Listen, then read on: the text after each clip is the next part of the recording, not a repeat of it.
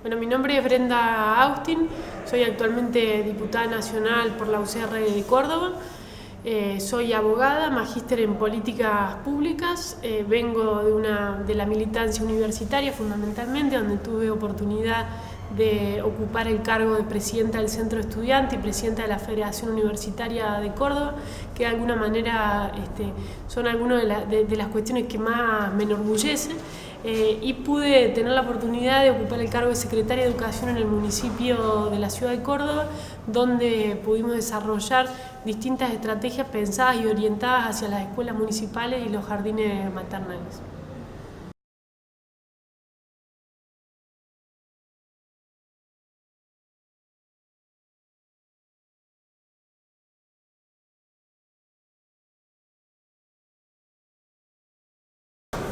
Bueno, la verdad que es una pregunta compleja si uno analiza la historia de nuestro país. Lo primero que me gustaría decir es que en general, mirando un poco justamente digamos, este proceso de consolidación del Estado democrático, en definitiva el funcionamiento de los partidos, daría la sensación de que siempre hay una mirada posterior a la ejecución de los procesos, es decir, a veces tiene que ver con la comunicación en el inicio, pero también con la valoración que se hace al transitar determinados fenómenos políticos. En ese sentido yo diría que quien ha logrado conjugar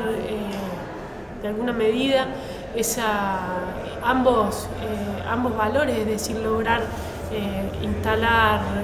una épica y a la vez lograr que la historia también lo rescate, es la figura de Alfonsín, ¿no? En el gran aporte que le hizo a nuestra república en términos de la consolidación de la democracia. Y que no solamente tuvo la posibilidad de dar ese debate en la campaña electoral, poniendo siempre el foco en rescatar fundamentalmente los valores de la libertad y de la vida también como tal, en contraposición de otras fuerzas políticas que planteaban la amnistía, y él con mucha valentía logró oponerse a eso. No solamente logró comunicar eso correctamente de manera que la sociedad pudiera acompañar ese proceso, sino que hoy podemos ver con muchísima claridad cómo realmente fue un ícono fundamental en la consolidación de la democracia. Y podemos quizás con cierta injusticia, ¿no?, valorar hoy mucho más su figura que lo que supimos hacer en vida. Así que creo que sintetiza ambos procesos.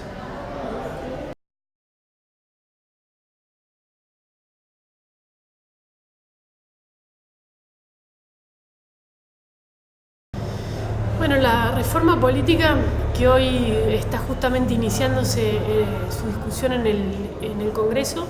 en realidad comienza por uno de sus focos, que tiene que ver con la reforma electoral. Sin duda esa es una dimensión que no tiene que estar ausente, que quizás es la prioritaria, porque tiene que ver con cómo se legitiman los procesos en los que se eligen justamente a los representantes. Y en esa línea nosotros hemos visto, y lo vemos también en esta historia de nuestra democracia en los últimos años, cómo muchas veces se fueron constituyendo feudos donde no solamente el clientelismo electoral, sino las estructuras de poder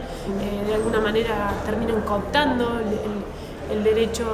y la libertad del ciudadano a elegir, sino también como muchas veces se sostienen verdaderos sistemas de fraudes electorales. Con lo cual, la dimensión de la reforma electoral es una dimensión clave y estratégica desde mi punto de vista, con lo que tiene que ver con la eliminación de las listas colectoras, una herramienta que sirve muchas veces para distorsionar la voluntad popular, el sistema de votación, que es justamente lo que hoy está en el centro de la discusión, si es la boleta única o la boleta única electrónica, distintas herramientas que tienen por objetivo tratar de evitar lo que son los vicios de un proceso electoral con el robo de boletas y con fraguar los resultados a través de los escrutinios. Creo que son fundamentales para legitimar y transparentar el proceso. Pero también hay otra dimensión que tiene que necesariamente ingresar, que tiene que ver con con la herramienta fundamental para el funcionamiento de la democracia, que es los partidos políticos. Y para eso un debate que tiene que dar nuestro país tiene que ver con el financiamiento de la política y de las campañas electorales, que sin duda termina siendo muchas veces el inicio de los vínculos de corrupción que después se generan, ¿no? Es decir, si el Estado no es capaz de generar una herramienta genuina para que se puedan llevar adelante las campañas comunicacionales, donde en definitiva se le brinda al ciudadano las herramientas para poder elegir, si el Estado no responde ante eso y la búsqueda de recursos termina siendo desde la ilegalidad, eso comienza un ciclo viciado de construcción política. Así que creo que esas son, desde mi punto de vista, las dos cuestiones quizás más importantes de cualquier reforma política.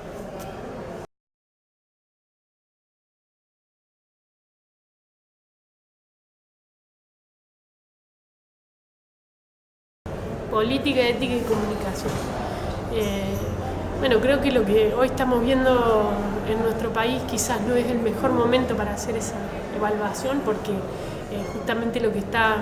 en superficie es el haber tomado conciencia de cómo se construyó una verdadera corrupción estructural, es decir, un entramado, una organización pensada para saquear el Estado.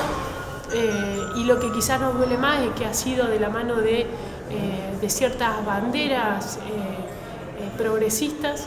que de alguna manera también bastardean a la política, ¿no? Entonces, de pronto hoy pensar en esto, bueno, obviamente que el balance quizás es malo, pero lo que nos debería permitir este proceso es no solamente ser críticos con lo que estamos viendo, sino también ser conscientes de que es necesario repensar las herramientas para evitar que esto vuelva a ocurrir, ¿no? Y esto tiene que ver con quizás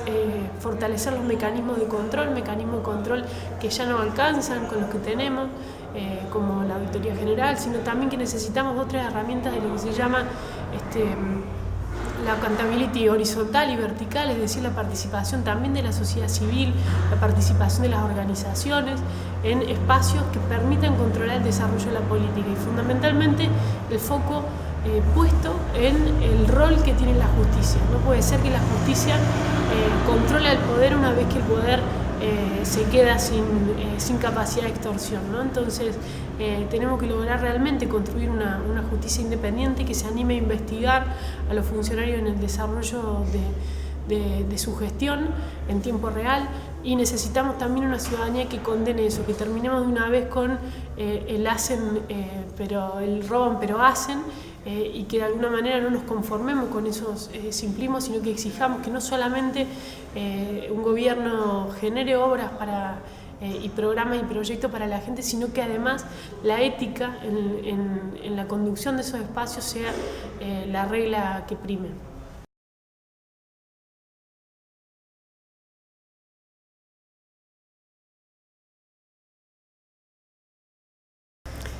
Bueno, la verdad que creo que más que pensarlo en términos de estrategia, yo creo que es importante recuperar una herramienta fundamental que es el diálogo con la gente, ¿no? Es decir, el darle valor a la palabra, a los compromisos que asumimos, y que eso me parece que de alguna manera enaltece a la política, ¿no? Y genera un vínculo más sano de articulación. En esa línea yo digo, no asumo compromisos que no pueda cumplir, no digo cosas que no crea que pueden tener continuidad, y me tomo el trabajo de cada vez que alguien a través de alguno de las redes sociales o de los medios de comunicación nos hace llegar alguna problemática, un pedido o una consulta, contestarlo, porque creo que si bien eso insume mucho tiempo,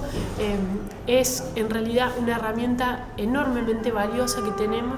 para acercar la política y las instituciones